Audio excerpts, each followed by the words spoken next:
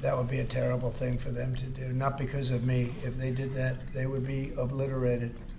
That would be the end. I've left instructions. If they do it, they get obliterated. There won't be anything left. This is a national security presidential memorandum that seeks to impose maximum pressure on the government of the Islamic Republic of Iran. Many of these provisions are similar to actions that your administration took during your first administration. The basic idea here is to have every department and agency, or many departments and agencies in your government attempt to sanction and control Iranian activities, particularly relating to the Iranian nuclear program and the Iranian export of terrorism through support of various proxy groups abroad.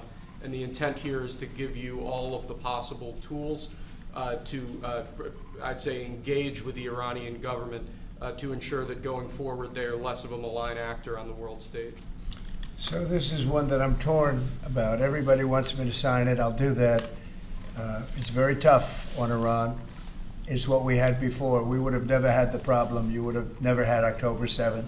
We would have never had the problem had the election gone a different way, which it should have. The Iran situation, hopefully, I'm going to sign it, but hopefully we're not going to have to use it very much.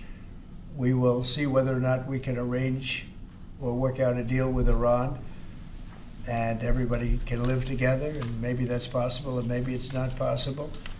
So I'm signing this, and I'm unhappy to do it, but I really have not so much choice because we have to be strong and firm, and I hope that it's not going to have to be used in any great measure at all. So what kind of deal would you be prepared to make? Well, we're going to see. I mean, we're going to see. They cannot have a nuclear weapon. With me, it's very simple. Iran cannot have a nuclear weapon. We don't want to be tough on Iran. We don't want to be tough on anybody, but they just can't have a nuclear weapon. Do you want to block the sale of Iranian oil to other nations? Well, we have the right to do that, and that's what I did before, and they had no money. They wouldn't have had the money for Hamas or Hezbollah and anybody else. It could have been solved. This thing, if things went the way they should have, this would have been over long ago. Iran and their proxies who have threatened to retaliate against you and your team by killing you guys for taking out Soleimani. Well, they haven't done that, and that would be a terrible thing for them to do. Not because of me. If they did that, they would be obliterated. That would be the end. I've left instructions. If they do it, they get obliterated. There won't be anything left. And they shouldn't be able to do it. And Biden should have said that, but he never did. I don't know why. Lack of intelligence, perhaps.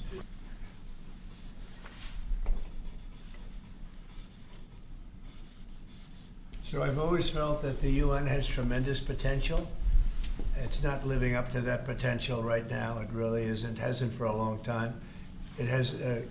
There are great hopes for it, but it's not being well run, to be honest, and they're not doing the job. A lot of these conflicts that we're working on should be settled, or at least we should have some help in settling them. We never seem to get help. That should be the primary purpose of the UN, the United Nations. And again, it's got great potential, and based on the potential, we'll continue to go along with it, but they got to get their act together.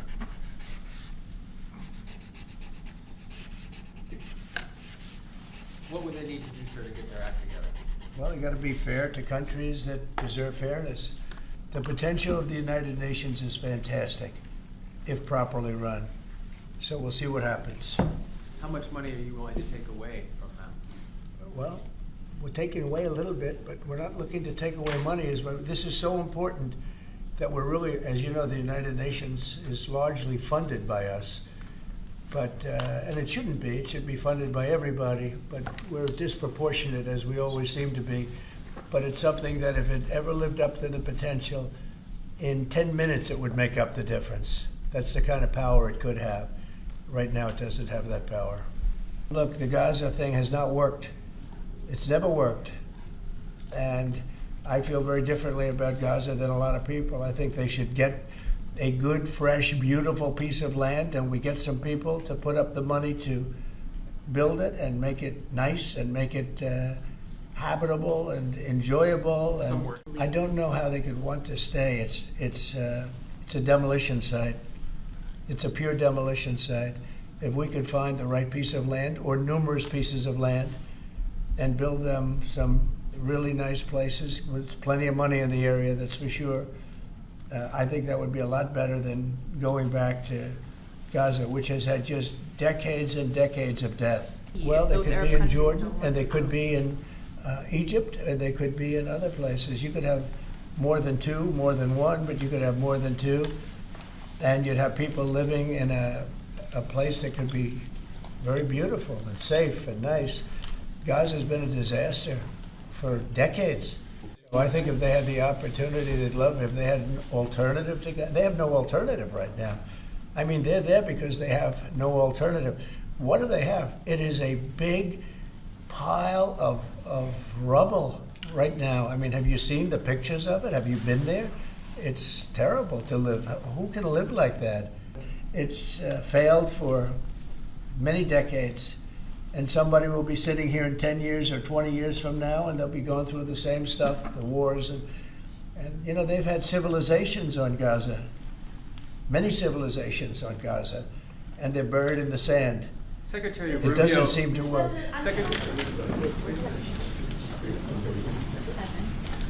So you say Iran is so weak. I appreciate you saying that. They're not weak. They're very strong right now, and we're not going to allow them to have a nuclear weapon. It's very simple. You know, I signed a very strong proclamation. Iran was in big trouble when I left. They were broke. They didn't have money for Hamas. They didn't have any money for Hezbollah. You had no problem. October 7th could have never happened. When I left, October 7th could have never happened. And frankly, Russia and Ukraine, as I said, could never have happened. They became very strong very fast. They sold massive amounts of oil to China and everybody else who would not buy the oil when I was president, because we said, don't buy the oil. And they became very rich very quickly. But they're not weak. They're not weak. They're strong. Doesn't mean they won't be weak. But you know what? We just don't want them to have a nuclear weapon. They can't have a nuclear weapon. If not Jordan, Egypt, what other countries you think might accept Palestinians from Gaza? Well, I think Jordan and Egypt will. I know they've spoken about it with you, and they say they're not going to accept. I say they will.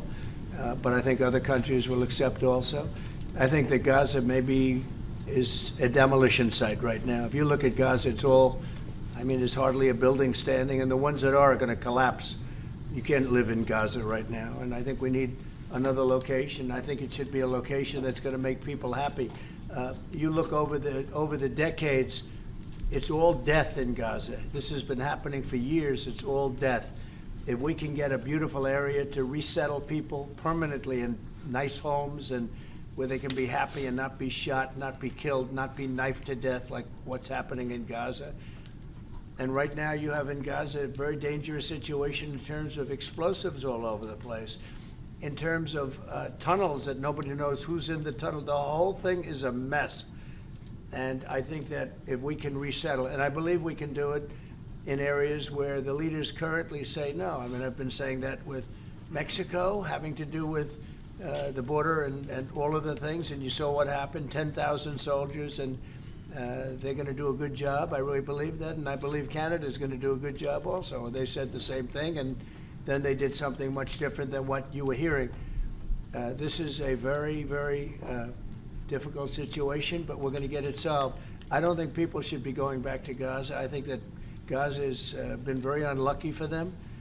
They've lived like hell. They lived like you're living in hell. Gaza is not a place for people to be living. And the only reason they want to go back, and I believe this strongly, is because they have no alternative. What's the alternative? Go where? There's no other alternative. If they had an alternative, they'd much rather not go back to Gaza and live in a beautiful alternative that's safe. And you would not have... Prime Minister, how optimistic are you about reaching phase 2 of the ceasefire? How optimistic are you about that happening? Well, we're going to try. That's one of the reasons, one of the things we're going to talk about here. And if we, you know, when Israel and the United States work together, and President Trump and I work together, you know, the chances go up a lot.